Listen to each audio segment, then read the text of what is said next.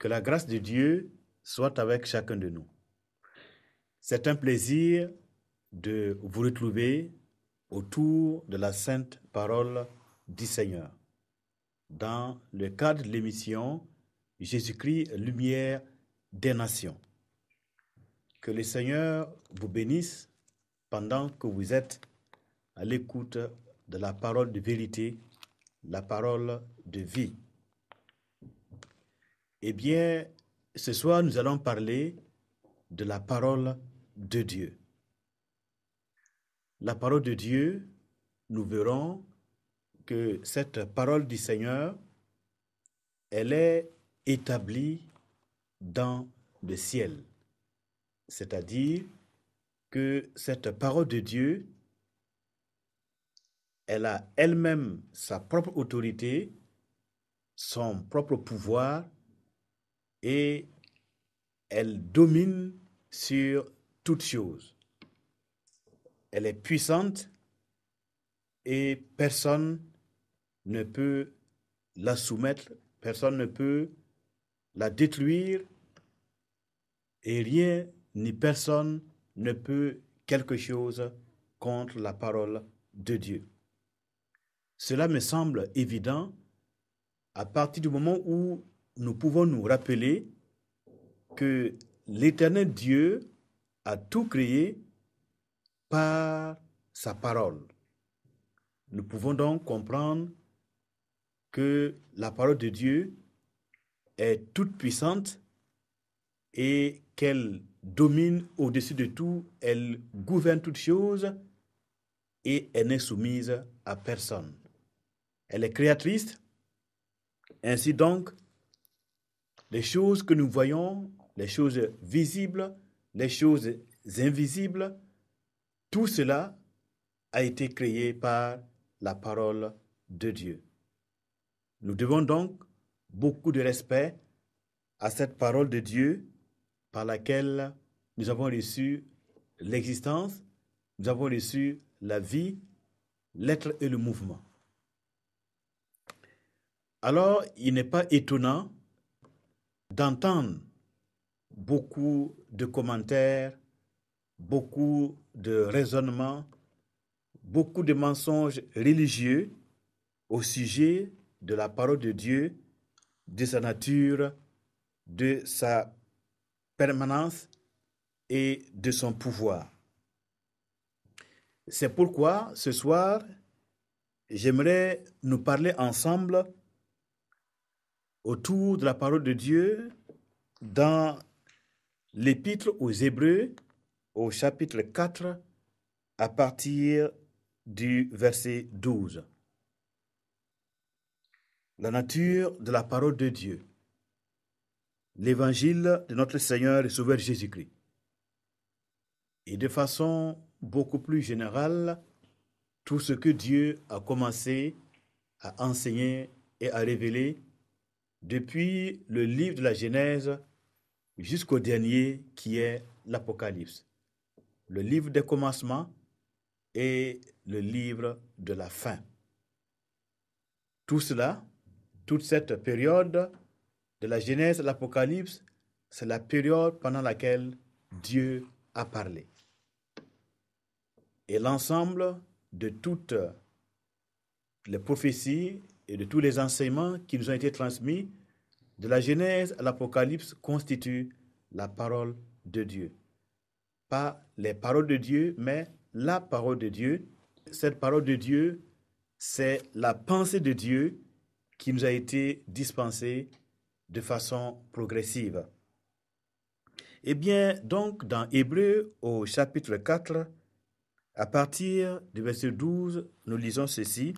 « Car la parole de Dieu est vivante et efficace, plus tranchante qu'une épée quelconque à deux tranchants, pénétrante jusqu'à partager âme et esprit, jointure et moelle. Elle juge les sentiments et les pensées du cœur. Nulle créature n'est cachée devant lui, mais tout est à nu et à découvert aux yeux de celui à qui nous devons rendre compte. Si nous avons bien écouté les déclarations des Saintes Écritures, nous pouvons aisément et facilement répondre à ceux qui n'ont qu'un seul argument lorsqu'ils veulent justifier la raison pour laquelle ils ne croient pas au Dieu de la Bible. Ils ne croient pas à la Bible comme étant la seule parole de Dieu parce qu'ils ont déjà opté pour des religions. Eh bien, face à ces personnes, la réponse est très simple. Si nous avons bien écouté, nous pouvons leur dire simplement que la nature de la parole de Dieu est telle que personne ne peut la violer, l'anéantir ou la falsifier. La parole de Dieu, qui a donné l'existence à tout ce qui existe, elle est souveraine et personne ne peut l'anéantir. Il est dit que la parole de Dieu elle est vivante et elle est efficace. Alors, comment la parole de Dieu qui est vie, qui est vivante, comment un être humain peut-il l'anéantir ou la falsifier? Chacun d'entre nous, étant doté d'un esprit, d'une âme et d'un corps, comment quelqu'un, quelque part, à partir du moment où nous sommes des êtres vivants, comment quelqu'un, quelque part, pourrait-il nous falsifier, nous changer ou nous anéantir? Eh bien, la parole de Dieu est présentée comme étant vivante. La vie, que ce soit la vie de Dieu, appelée la vie Zoé, que ce soit la vie des êtres spirituels tels que les anges qui sont dans le ciel, la vie des hommes, la vie humaine, la vie animale, la vie des roches, toute vie vient, procède et est sortie de la parole de Dieu. Autrement dit, Dieu a donné l'existence, la vie, l'être et le mouvement à toutes choses par sa parole. Ainsi donc, tout dépend de la parole de Dieu. Nous sommes tous suspendus à l'autorité de la parole de Dieu et au pouvoir, à la puissance qu'elle contient. Et Dieu lui-même soutient toutes choses par sa parole puissante. Ainsi donc, puisque la parole de Dieu est la vie, elle est vivante, qu'elle est à l'origine de toute vie et de tout ce qui existe, eh bien nous pouvons répondre aisément à ceux qui veulent justifier leur manque de foi, leur incrédulité et leur rejet total de la vérité de l'évangile de Jésus-Christ. Nous pouvons leur répondre qu'ils sont dans l'erreur. Ils peuvent trouver d'autres arguments pour justifier leur manque de foi au Dieu de la Bible, pour justifier leur rejet de la rédemption, c'est-à-dire le salut, la justice que Dieu donne aux hommes par leur foi en Jésus-Christ, parce que ce Dieu, 3 fois saint, s'est rendu compte que l'homme est tellement faible devant la loi, devant les exigences de la loi. L'homme est tellement bas qu'il ne peut pas par lui-même obéir aux règles de la justice de Dieu pour être sauvé. Donc Dieu donne la justice comme un don gratuit, comme une grâce excellente par laquelle Dieu efface le péché, il efface la culpabilité de l'homme et lui donne alors un accès à sa divine présence. Donc la parole de Dieu, elle est vivante et c'est pourquoi personne ne peut la falsifier. Même ceux qui prétendent que les croyants chrétiens ou toute autre personne, qu'ils ont falsifié la parole de Dieu, eux-mêmes, je les lance le défi de vouloir et de pouvoir falsifier la parole de Dieu. Si Dieu a parlé et que nous avons entendu sa parole, eh bien, nous pouvons être sûrs que si nous tentons par nous-mêmes de détruire la parole de Dieu, de la falsifier, eh bien, ce sera au risque de notre vie et de notre existence. D'ailleurs, Dieu combat par sa parole. Et lorsque nous avançons, il est dit que la parole de Dieu, elle est plus tranchante qu'une épée quelconque à deux tranchants. La parole de Dieu, elle est plus tranchante que n'importe quelle épée à deux tranchants. La parole de Dieu est telle que si nous cherchons à la toucher, à l'anéantir, à la modeler ou à la modifier, eh bien, nous allons nous retrouver bientôt en pièces. Parce qu'elle est plus tranchante que n'importe quelle épée à deux tranchants. Et encore, il est dit qu'elle est pénétrante. Elle pénètre jusqu'à partager l'âme et l'esprit, les jointures et les moelles, et elle juge les sentiments et les pensées du cœur de l'homme. C'est-à-dire que toute personne qui se met en contact avec la parole de Dieu se rend compte que cette parole révèle dans son âme et dans son esprit, la parole de Dieu révèle qui est cette personne sur le plan moral et sur le plan spirituel. L'âme et l'esprit de la personne sont pénétrés par la parole de Dieu. Ailleurs, cette parole de Dieu est présentée comme des aiguillons auxquels personne ne peut réchimber, personne ne peut résister. Et cette parole de Dieu, elle pénètre les jointures et la moelle, elle juge les sentiments et elle juge les pensées de tous les cœurs. C'est pourquoi, pour ceux qui comprennent la nature de l'évangile de Dieu, eh bien, ils peuvent être tranquilles et continuer de mettre en pratique cette parole de Dieu dans leur vie. Ils peuvent continuer de lire les Saintes Écritures, la Bible, et de se nourrir de la vérité qu'elle contient, du lait spirituel qu'elle contient, sans s'inquiéter de ce que peuvent dire les adversaires de la vérité, de l'évangile de notre Seigneur et Sauveur Jésus-Christ. Il est dit au verset 13, Hébreux 4, 13, « Nulle créature n'est cachée devant lui. » Nulle créature n'est cachée devant la parole de l'Éternel, la parole de Dieu. Elle met toute personne à nu. C'est pourquoi, voyez, nous sommes conscients que cette parole de Dieu, elle est la même hier, aujourd'hui et éternellement. Tout est à nu et à découvert aux yeux de celui à qui nous devons rendre compte.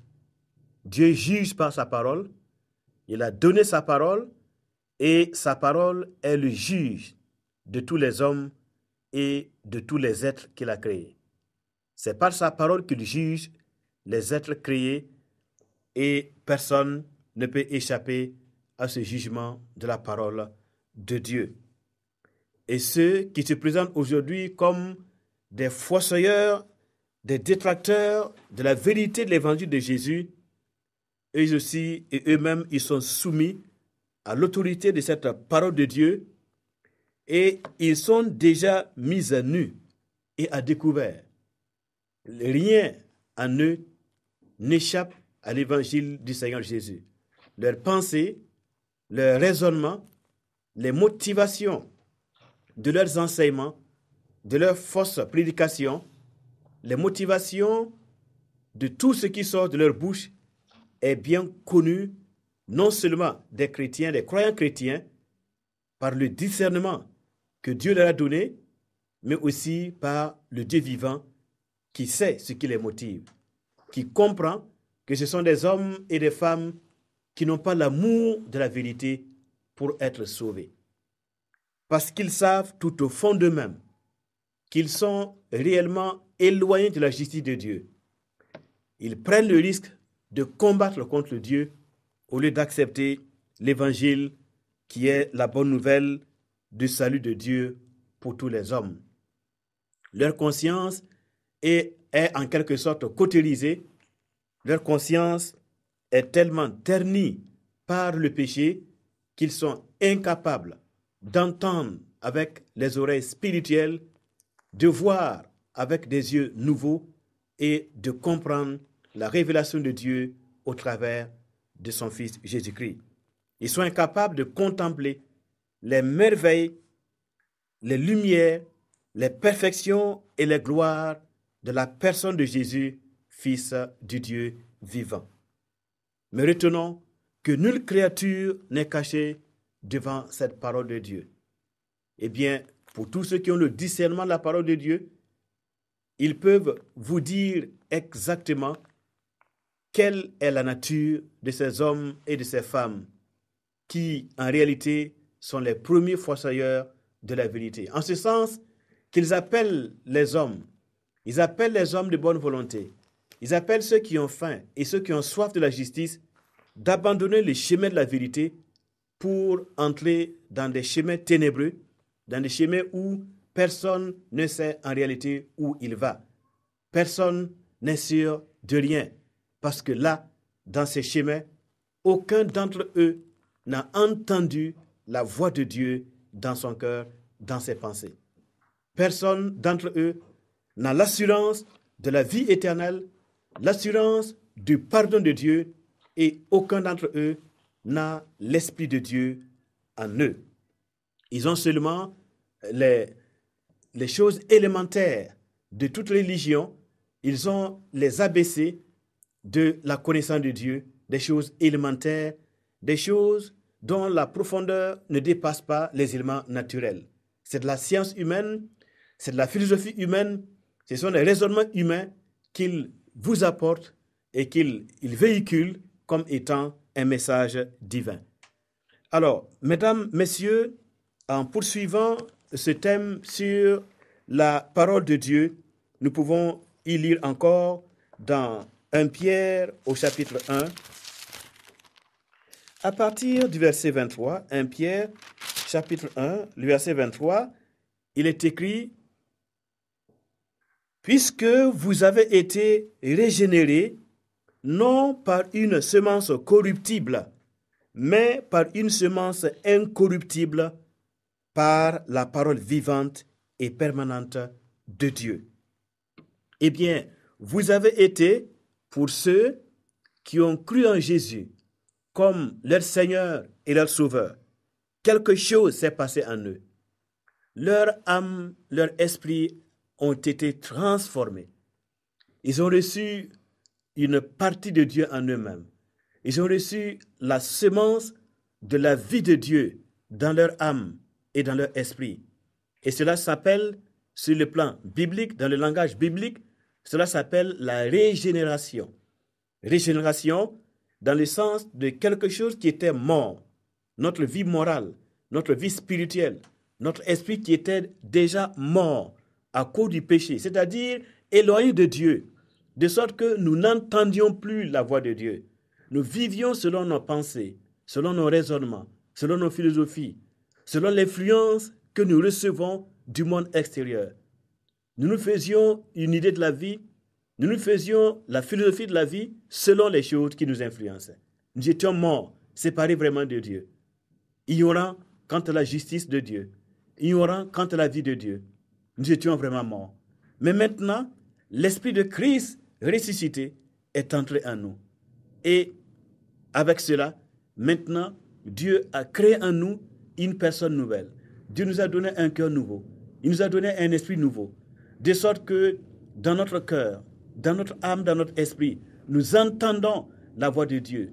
Nous entendons la voix de l'Esprit de Dieu qui nous parle, qui nous donne des instructions, qui nous enseigne, qui nous réconforte, qui nous console et qui nous guérit. Nous avons été régénérés. Les croyants chrétiens qui ont réellement goûté au Seigneur de la vie, qui ont goûté à la vie de Christ, qui ont fait une rencontre particulière, spéciale, intime et réelle avec Jésus-Christ ressuscité, eh bien, ils ont été régénérés. Non par une semence corruptible, mais par une semence incorruptible. Une semence est entrée en eux. Et cette semence, elle est qualifiée d'incorruptible. On ne peut pas la corrompre. On ne peut pas la falsifier. On ne peut pas la corrompre. Elle est infalsifiable, incorruptible. C'est la parole vivante et la parole permanente de Dieu. La parole de Dieu, l'évangile, vit. Et la parole de Dieu, l'évangile, est permanent. Il est vivant et il demeure à toujours. Il est immuable et il est éternel. C'est pourquoi, mesdames, messieurs, il est écrit « Car toute chair est comme l'herbe, et toute sa gloire comme la fleur de l'herbe. L'herbe sèche et la fleur tombe, mais la parole du Seigneur demeure éternellement. » La parole du Seigneur demeure éternellement. L'homme peut passer. Toute gloire humaine peut passer. Les choses d'en haut, d'en bas peuvent passer. Le soleil, la lune, les étoiles peuvent passer. Mais il est écrit, la parole du Seigneur demeure éternellement. Et je voudrais nous exhorter ce soir à avoir l'assurance que le Dieu d'Abraham, le Dieu d'Isaac et de Jacob, le Dieu de Jésus-Christ qui a parlé depuis le ciel aux hommes par son Fils Jésus-Christ, le Dieu qui a parlé, eh bien, sa parole est toujours permanente, sa parole a autorité sur tout et sa parole est incorruptible, infalsifiable et inviolable. Donc, nous pouvons tranquillement continuer à nous nourrir de la parole de l'Évangile, à écouter les enseignements que nos responsables spirituels nous donnent, nos pasteurs nous donnent, parce que Dieu les a choisis et il les a établis comme étant les bergers humains par lesquels il nourrit nos âmes, il nous enseigne, il nous instruise, il nous donne la lumière nécessaire pour vivre dans le monde présent en attendant le retour glorieux de notre Seigneur et Sauveur Jésus-Christ. Et la Bible dit, la parole du Seigneur demeure éternellement. Et cette parole est celle qui vous a été annoncée par l'Évangile.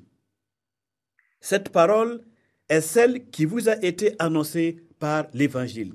L'Évangile de Dieu est la parole de Dieu et elle demeure éternellement. Elle est vivante, elle est permanente, elle est incorruptible et elle demeure à jamais.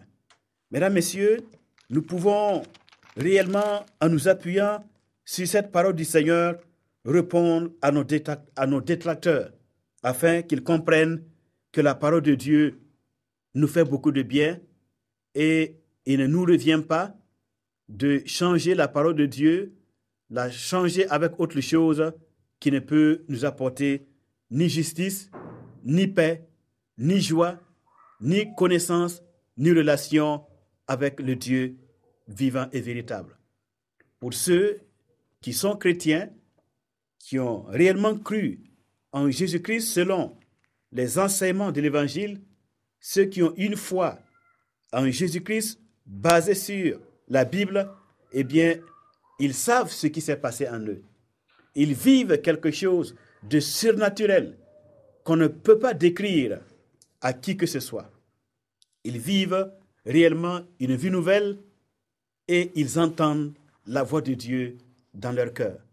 Mesdames, Messieurs, eh bien, qu'est-ce qu'il y a encore à faire comme démonstration, sinon que la Bible nous dit dans l'Évangile de Matthieu, au chapitre 24, « Le ciel et la terre passeront, mais mes paroles ne passeront point. » Alors, si nous avons connu qui est Jésus-Christ, si nous connaissons l'homme et la vérité qui est en lui, l'homme saint, l'homme juste, qui a toujours parlé selon la vérité et dans la vérité, nous pouvons répondre à tous nos détracteurs comme il a lui-même répondu. Il a dit calmement, vous pouvez croire en ce que vous voulez. C'est votre droit. Mais en ce qui concerne l'Évangile, nous avons l'assurance, la garantie. Et Jésus-Christ s'est engagé sur son honneur à ce que sa parole qu'il nous a donnée, les paroles qu'il a prononcées dans les rues de Jérusalem, de la Galilée, dans les rues de Bethléem, eh bien, il s'est engagé à ce que cette parole qu'il a enseignée, qui est sortie de sa bouche et qui maintenant est consignée dans les évangiles, il s'est engagé sur son propre honneur, sa propre vertu, à ce que cette parole soit plus ferme, plus affermie que le ciel et la terre. Au point qu'il dit, le ciel et la terre passeront, mais mes paroles ne passeront point. C'est pourquoi il n'y a personne sur la terre, surtout pas les chrétiens, il n'y a personne, surtout pas les chrétiens, qui puisse falsifier la parole de l'Éternel. Parce que cette parole, elle est esprit et elle est vie. Comment vous allez falsifier un esprit? Comment vous allez falsifier une vie? Cette parole, elle vit dans le cœur des hommes. Elle vit au ciel, elle vit par tout l'univers et elle vit en nous. Eh bien, on peut rejeter cette parole, d'accord, mais on ne peut pas la falsifier. Ceux qui la rejettent, Dieu dira, ce sont des hommes et des femmes qui ne croient pas, ce sont des incroyants. Mais les incroyants eux-mêmes ne peuvent pas falsifier la parole de Dieu, comme les croyants d'ailleurs. Tout ce que nous pouvons faire, c'est soit recevoir la parole de Dieu, soit la rejeter. Et à ce niveau, eh bien, le monde est divisé en deux parties. Il y a ceux qui ont cru que Jésus est vraiment sauveur, il est Seigneur, et qui expérimentent aujourd'hui le pardon de Dieu dans leur vie, qui vivent déjà en communion avec le Dieu créateur, et il y a le deuxième camp, ceux qui ont refusé de croire en l'évangile du Fils de Dieu. C'est aussi simple que cela. Eh bien, le ciel et la terre passeront, mais mes paroles ne passeront point. S'il en est ainsi, je dois alors m'humilier, nous devons nous humilier devant l'autorité de la parole du Seigneur. Il y a des choses pour lesquelles on peut s'amuser et avec lesquelles on peut s'amuser. Mais si nous nous amusons avec la parole de l'Évangile, la bonne nouvelle du salut de Dieu, la Bible nous dit qu'à partir de ce moment, nous rejetons la grâce de Dieu et il ne nous reste que le jugement et la condamnation et la perdition éternelle. Que Dieu nous aide à échapper au jugement, à la condamnation et à la perdition éternelle en nous donnant l'amour de la vérité qui est dans l'Évangile afin que nos âmes soient sauvées au jour du Seigneur. Que Dieu vous bénisse au nom précieux du Seigneur Jésus-Christ. Amen. Jésus, l'agneau de Dieu, immolé avant la fondation